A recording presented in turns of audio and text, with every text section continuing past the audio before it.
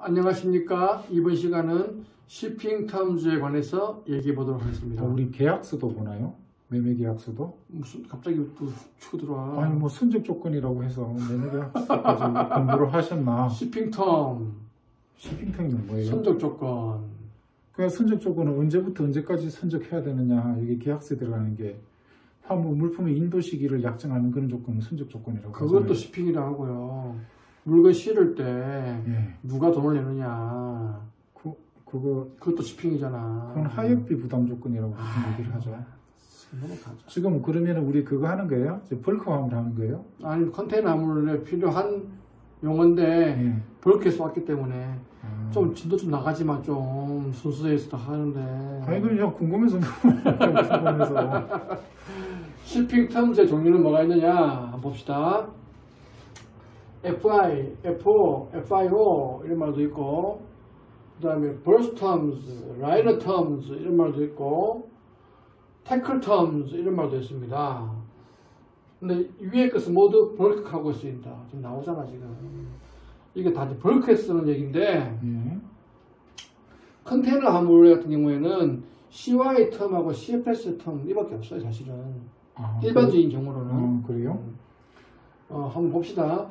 벌크 shipping은 크게 두 가지 하역료가 있는데, 하나가 자선 하역료, 선측 하역료라고 부르는데, 부두 창고에 입고하는 거, 본선 도착 전까지 보관하는 거, 본선 선측까지 운송하는 데 발생하는 비용, 이런 걸 이제 자선 하역료 또는 선측 하역료라고 합니다. 본선 하역료 또는 선내 하역료는 뭐냐면, 부두에서 선내로 선적하거나 또는 이제 도착했을 때 선내에서 부두로 하역할 때 발생하는 비용인데, 여기에는 스토우, 그러니까 배에서 이렇게 싣는 거, 그다음 트림, 이렇게 뭐 곡물이나 이런 것들을 이제 판판하게 잘 펴는 거, 그다음 레싱, 잘 묶는 거, 쇼링도 묶는 건가? 하여튼 뭐 이런 것들을 다 이제 선내에서 발생하는, 그러니까 선내 하역료 또는 본선 하역료라고 이렇게 합니다. 그런데 어떤 조건이더라도 자선 하역료는 하주 부담입니다. 선처까지 갖다 놓는 비용은 어떤 경우도 수출자가 부담을 해야 됩니다. 그건가요? 그러면 이제 FI, FIO 뭐 이런 건 뭐냐? 프리는 선사의 관점에서 보는 겁니다. 프리는 뭐냐면은 공짜. 나는 돈 안 낸다. 이런 말이죠. 프리. 그러니까 프리인 FI는 로딩 비용은 하주가 인이니까 들어오는 거잖아. 적재 비용. 배에 실을 때 선사는 안 내고 네. 하주가 낸다는 겁니다. 그렇네요. 프리아웃, FO는 디스차징 비용은 하주가 낸다는 겁니다. 그렇겠네요. 선사는 신경 안 쓴다. 그럼 이제 FO가 뭔지. 그렇지. 그죠. 하주가 로딩, 디스차징 비용을 못 내는 걸 FI. 그러니까 뭐냐면 선사는 배를 그냥 갖다만 두면 되는 거야. 그렇죠. 그러면 싣고 내리고 다 그냥 하주가 알아서 하고, 그냥 선사는 배 운전 외에는 안 한다는 거죠. 그런 거네요. 그런데 라이너 텀즈, 버스 텀즈는 또 BTBT라고도 하는데, 태클 텀즈, 또 태클 텀즈는 태클이라고 하는데, 이거는 FIO와 반대다. 그러니까 싣고 내리는 걸 전부 다 선사가 다 한다는 거죠. 그러니까 FIO와 반대되는 개념이 라이너 텀, 버스 텀, 태클 텀 이런 겁니다. 이게 뭘까? 이게 뭐 제가 봤을 때는 태클이라고 봐요. 똑똑한 조관, 눈치 빠른 조관. 태클인데 또는 훅이라고도 하죠. 화물을 선박에 싣고 내리는 데 사용하는 도구 또는 장비를 태클. 그래서 태클 투 태클 그러면은 걸어서 실어서 내리는 데까지. 그래서 보통 태클 투 태클은 쓰는 게 운송에 대해 책임 구간을 갖다 표현할 때 이렇게 많이 쓰는데. 그래서 태클 투 태클 또는 훅 투 훅. 그다음에 언더 훅 딜리버리. 요 훅 밑에까지 갖다 준다. 그런 뜻이에요. 그래서 이거 FIO와는 반대되는 얘기죠. 그래서 이렇게 싣는 것도 선사가, 그렇지. 내리는 것도 선사가 하면서, 물론 운임에 포함을 갖다 시키겠지. 그렇지. 요게 이제 벌크 얘기입니다. 여기 어디냐면 부산신항입니다. 부산신항.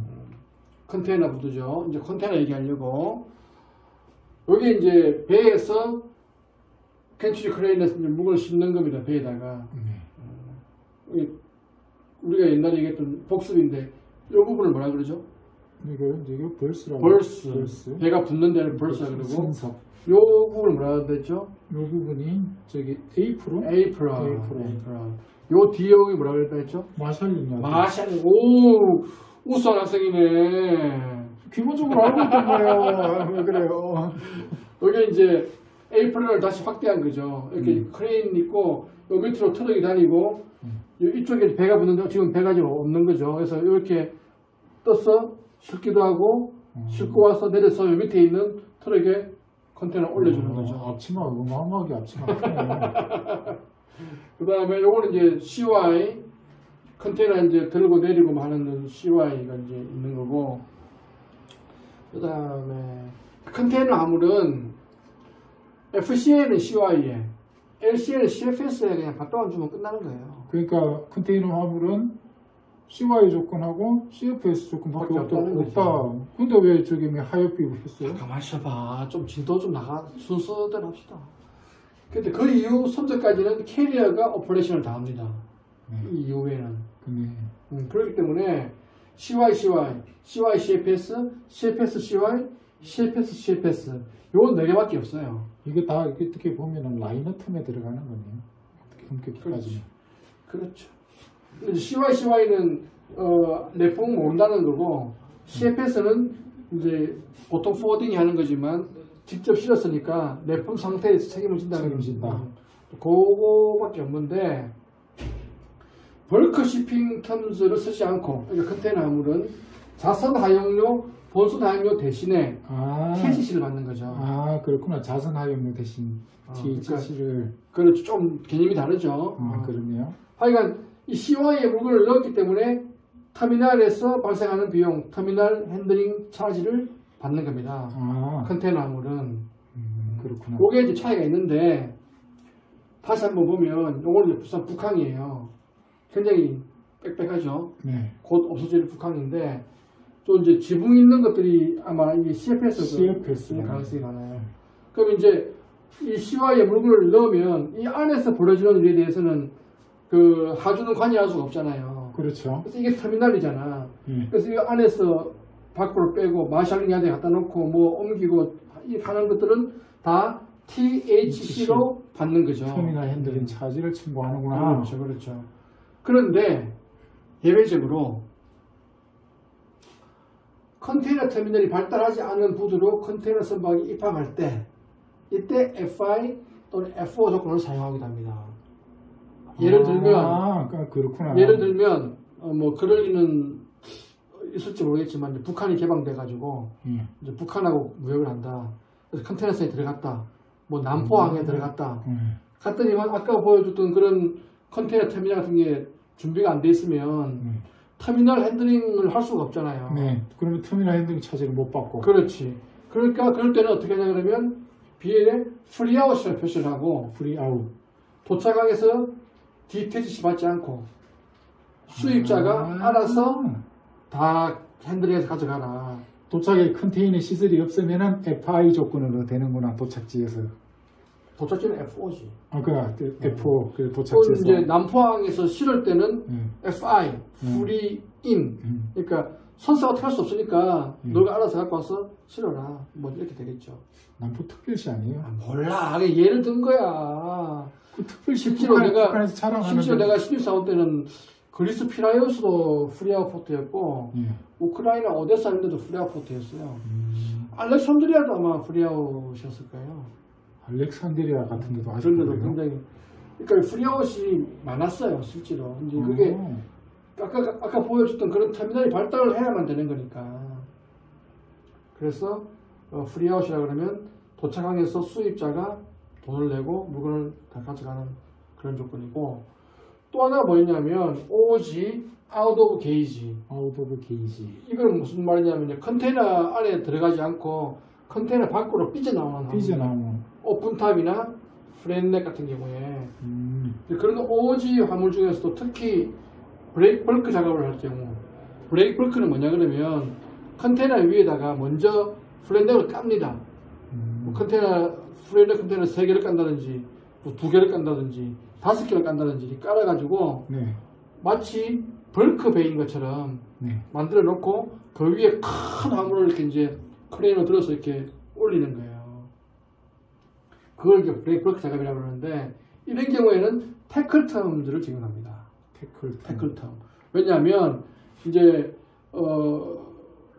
이런 아웃 오브 게이지 카고를 언더덱에 실어야 되거든요. 네. 언더덱에 실어버리면 해수 운전되고 하기 때문에 언더덱에 실어야 되는데 그걸 싣고 언더덱을 닫고 또 그 위에 물건을 씌워야 되기 때문에 그 화물이 들어와야 되는 시간이 정해져 있어요. 몇 시에 화물을 넣어라 했을 때 이 화물이 터미널 밖에 있다가 시간을 마셔가지고 쫙 들어온다고. 그러면 그때 이제 크레인으로 싣고 그 언더덱을 닫고 또 위에 물건을 싣기 때문에 터미널 핸들링이 없는 거예요. 아하. 그러니까 OTC를 받지 않는 거지.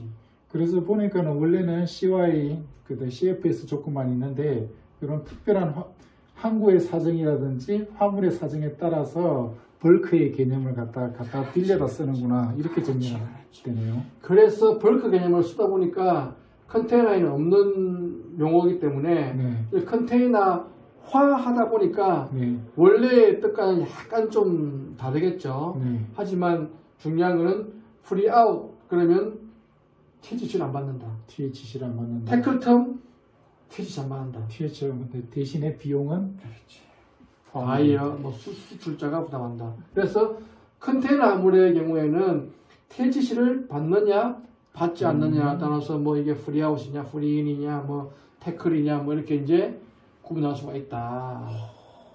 제가 오늘 또 한 수 배워가는. 근데 하여튼 실무적으로는 BL에 프리아웃이 찍혀 있으면 이게 무슨 뜻이냐. 아, 그 다음에 좋은 거 하나 배웠어요. 아웃 오브 게이지 카고 중에서 브레이크 벌크를 태클 작업해야 됩니다. 아 이게 무슨 말이냐. 그걸 이해하면 됩니다. 아, 아웃 오브 게이지 태클 작업. 이제 뭐 이런 얘기를 들었을 때 아 그거야 라고 제가 좀 아는 척 좀 할 수 있거든요. 그렇지. 그래서 그것 때문에 앞에 길게 벌크에 쓰는 용어들을 설명했습니다. 감사합니다. 오늘 또 좋은 걸 배웠습니다. 수고했습니다. 수고하셨습니다.